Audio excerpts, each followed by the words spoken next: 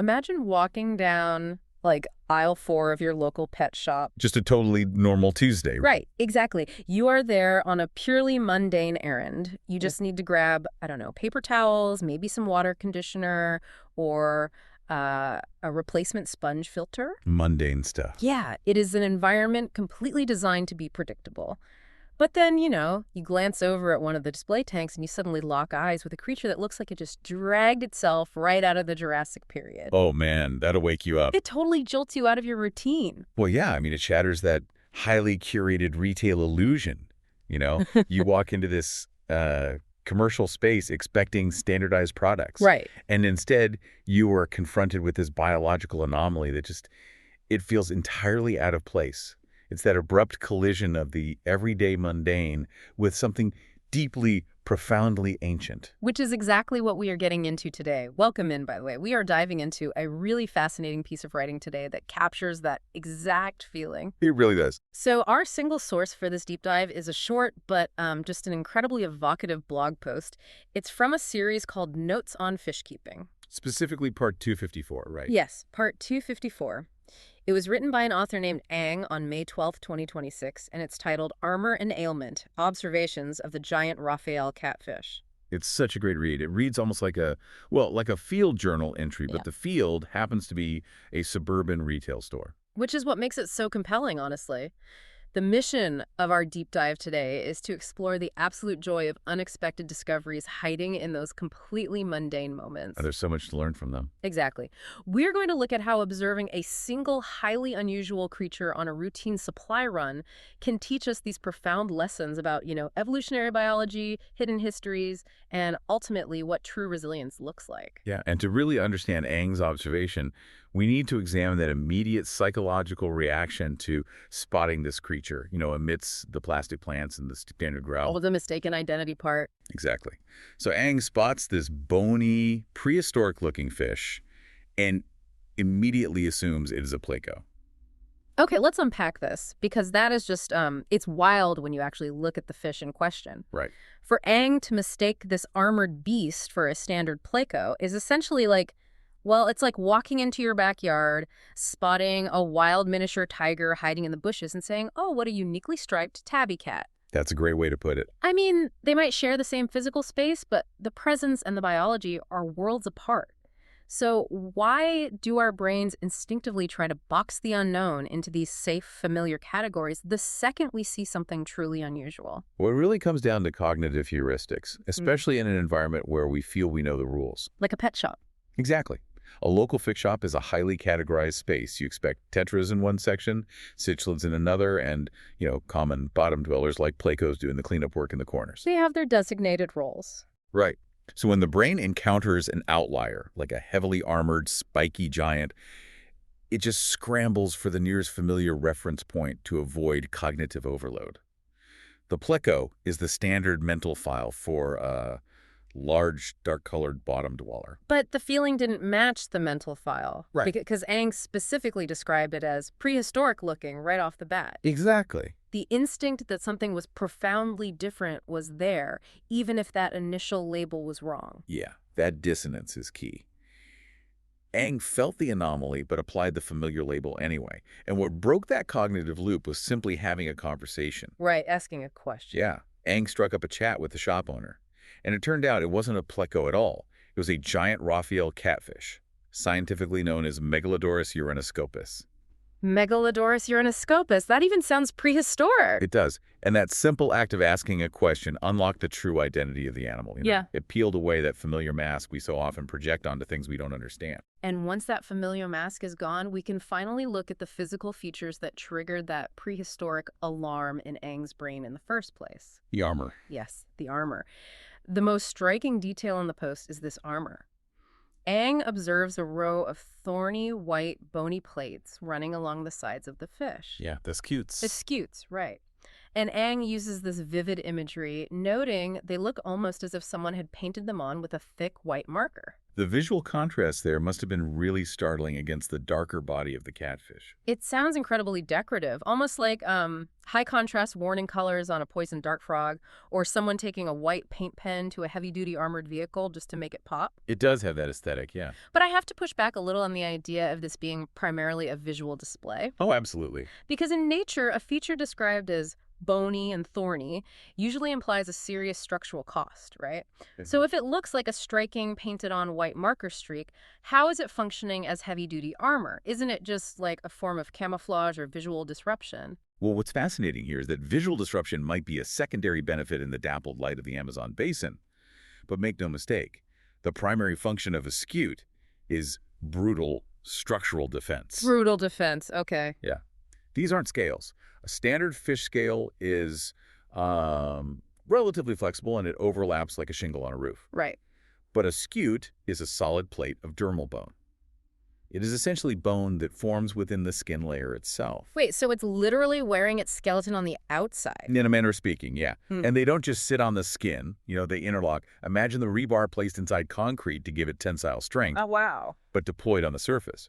When a predator, say a larger fish or a river dolphin, attempts to bite down on the Megalodoras uranoscopus, those interlocking bony plates distribute the crushing force. That is incredible. And furthermore, Eng describes them as thorny. Yeah, the white marker thorns. Right. Those serrations are specifically designed to physically lodge in the mouth or throat of a predator, making the catfish a lethal choking hazard. A lethal choking hazard. Wow. So the white marker aesthetic is really merely the visual byproduct of this incredibly rugged, unforgiving biological defense system. It's the ultimate physical shield, built for an environment where surviving literally means being completely impenetrable to physical attack. It is an evolutionary triumph against predators. But a physical shield only protects against physical threats. Right. And that structural reality leads us directly into a much darker, much more complex observation in Eng's post. Because the story doesn't end in the shop. This is the part of the deep dive where the narrative takes a really sharp turn. It really does. Eng leaves the store, goes home, and is drafting this very blog post. And while looking back on the encounter, maybe reviewing a photo or just sitting with the memory, Eng realizes something devastating that totally shatters that illusion of the impenetrable prehistoric tank. The eyes. Yes. The fish had very noticeable cloudy eyes. It is a striking realization, entirely separate from that initial awe. And here's where it gets really interesting for me. The timing of that realization. Yeah. Eng is standing right in front of the glass, actively talking to the shop owner about this exact fish, totally mesmerized by the thorny white scutes and its sheer size. But the cloudy eyes, the active signs of an ailment, don't actually register until later in the quiet of writing. It's a delayed reaction. Exactly. It makes you realize how utterly captivated we can be by the dramatic, flashy armor someone or something wears. We focus on the strength, and we completely overlook the immediate, tragic signs of suffering right in front of our faces. Well, we are biologically wired to notice the spectacle of strength first, right? Yeah, absolutely. The scutes demand your attention. They are loud structural warnings.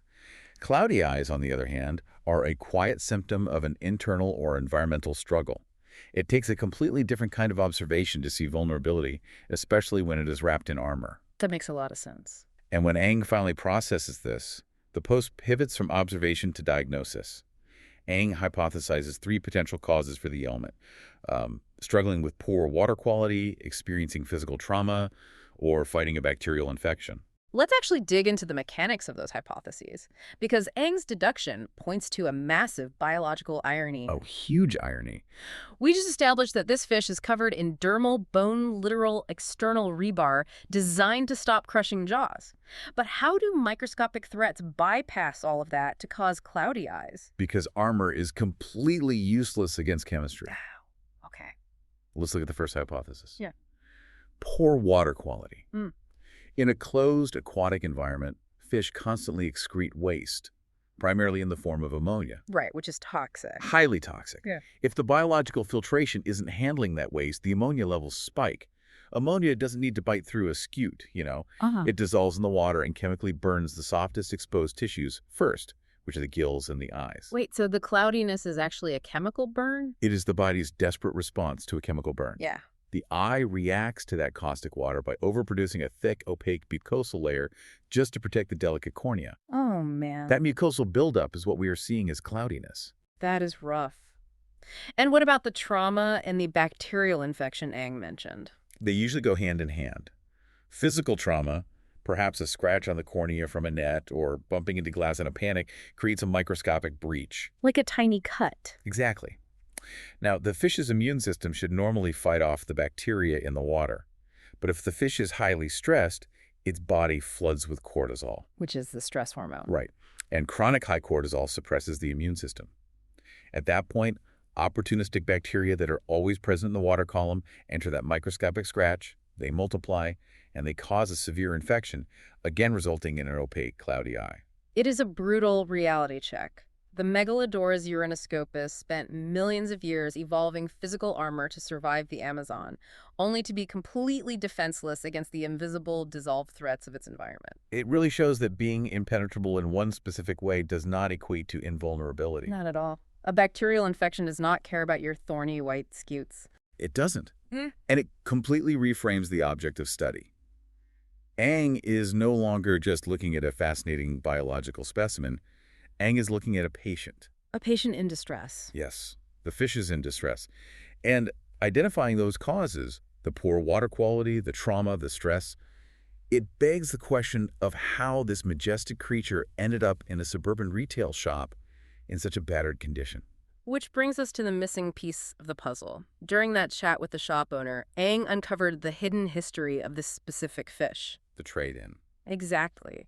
The owner revealed that the giant catfish was actually a trade-in. The previous owner was moving house and had to sell the fish back to the store. Yeah, if we connect this to the bigger picture, that single piece of biographical data connects all the biological symptoms. It does. It entirely shifts your perspective. It's like buying an old acoustic guitar and finding deep grooves worn into the fretboard. Oh, I like that analogy. Right. You don't just see a damaged instrument. You suddenly realize someone spent thousands of hours pressing their fingers into those exact spots. There is an entire unseen narrative of displacement in history. Absolutely. We go from looking at a retail commodity to looking at a living creature that has just survived a massive, sudden upheaval. And if we look at the mechanics of the aquarium hobby, the phrase moving house is perhaps the most dangerous event in a captive fish's life. It's the most dangerous. Oh, yeah. We tend to view an aquarium as just a static box of water. But in reality, it is a highly volatile, microscopic ecosystem that is completely dependent on absolute stability. And a human moving to a new house is the definition of instability. So how does that directly translate to the fish's ailments? Well, think about the logistical nightmare of moving a tank. You have to drain the water. The moment you do that, you disrupt the nitrogen cycle. Okay. The beneficial bacteria that live in the filter media and the gravel, the bacteria responsible for eating that toxic ammonia we talked about, they often die off during the transport. Oh, no. So they lose their whole filtration system. Exactly. When the owner sets the tank back up at the new house, the biological filter has crashed. Which leads to the massive ammonia spike. Spot on. The water quality plummets immediately. And add to that the sheer physical trauma of the move itself. Imagine trying to catch a massive, spiky, heavily armored catfish in a net. That sounds like a nightmare for both the fish and the owner. It thrashes, it gets stuck, it panics.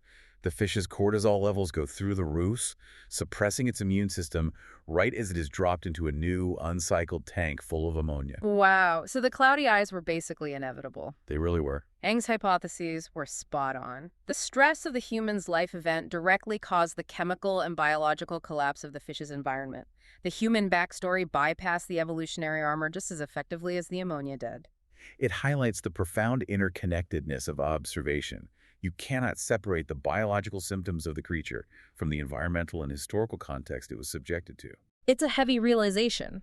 When you put all the pieces together, the mistaken identity, the impenetrable armor that failed to protect against invisible chemistry, the trauma of being netted, the loss of its home, and the resulting cloudy eyes, you could easily look at this fish and feel nothing but pity. Yeah, you really could. You could look at it sitting in that shop tank as damaged goods. A fascinating tragedy, but ultimately something broken. And a lesser observer would have concluded the post right there, perhaps with a lament about the state of the pet trade. But Aang takes a profoundly different path, and this is the part of the deep dive that really resonates with me. How does Aang synthesize this entire chaotic encounter? It's a beautiful ending. It is. The post concludes with a powerful statement. Ang writes that despite its ailments, despite the cloudy eyes and the rough shape, the giant Raphael catfish is definitely one of the most intriguing fish seen so far. And more than that, Ang declares it genuinely deserves to be the centerpiece of any aquarium tank. It really is. So what does this all mean? It reminds me of the way we value antique furniture. Yeah, okay. If you buy a modern, mass-produced coffee table from a big box store, the moment it gets a scratch on the surface, you feel like it's ruined, the value drops. Right, it's damaged. But when you look at a truly antique, well-crafted piece of oak furniture, you see the dents, the water rings, the faded varnish, and those elements don't diminish its worth at all. We call it patina. Yes, exactly. Those marks are proof of provenance. They prove the object has survived. Ang looks at the cloudy eyes and the traded-in status of this fish not as deal breakers, but as the very patina that makes it majestic. It requires a high level of empathy to view a living creature through that lens. True understanding isn't just about admiring an animal when it is thriving, pristine, and perfectly adapted to its natural environment. It's easy to admire perfection. Right. It is about recognizing its intrinsic majesty, even when it is highly vulnerable. Seeing a creature recovering in a temporary holding tank, carrying the physical and chemical scars of sudden displacement, and still declaring it worthy of being a centerpiece, that is a beautiful, restorative way to interact with the world around us. It totally redefines the criteria for what makes something important. I mean, does a centerpiece have to be flawless? Does it have to be factory perfect and entirely unblemished by the world? Or is a true centerpiece defined by its resilience, by the sheer intrigue of its survival, and by the complex history it carries in its very biology? It suggests that the scars are the story. The armor drew Ang in, but it was the vulnerability, the ailment, that ultimately cemented the fish's profound value. And to think this entire philosophical and biological journey started because someone just needed to pop into a shop to buy some routine supplies. It's wild. Let's look back at the ground we've covered today. We started in the highly curated retail aisle, where the brain tried to stubbornly categorize an ancient anomaly as a common plico. We broke through that heuristic to see the Megalodoras uranoscopus for what it was. We examined the structural reality of those thorny white scutes, not as a painted-on decoration, but as interlocking dermal bone designed for physical survival. We then explored the devastating irony of that armor. We detailed the mechanics of how invisible threats like spiking ammonia levels and suppressed immune systems completely bypass heavy-duty physical defenses to cause ailments like cloudy eyes. Which led us right to the human backstory. We uncovered the hidden history of the trade-in, connecting the stress of an owner moving house to the biological filter crash that ultimately scarred the fish. And finally, we arrived at Ang's brilliant shift in perspective, that the wear and tear, trauma, and a history of displacement do not disqualify a creature from being a centerpiece. They often are the very reasons it deserves to be one. The overarching lesson for you, the listener, is to cultivate that deeper level of observation. The next time you find yourself sleepwalking through a mundane errand, passing by shelves and tanks you've seen 100 times, pause. Look past the immediate labels your brain wants to apply. Look beneath the striking armored exteriors of the things and the people you encounter, and search for the complex, often hidden histories they carry. You never know what magnificent, resilient survivor you might lock eyes with. Which brings us to our final thought for today's deep dive. We've spent a lot of time analyzing the contrast between the giant Raphael catfish's impenetrable external scutes and its absolute vulnerability to the unseen chemistry of its water. A stark contrast. So I leave you with a question to mull over long after you finish listening. If heavy structural armor can't protect a formidable creature from the invisible stresses of its environment or the trauma of a sudden life change, what invisible water quality or environmental stressors are silently bypassing your own armor every day, wearing you down without you even noticing until the signs become cloudy and clear? A crucial question to ask ourselves in the environments we build. Thank you so much for joining us at the table today.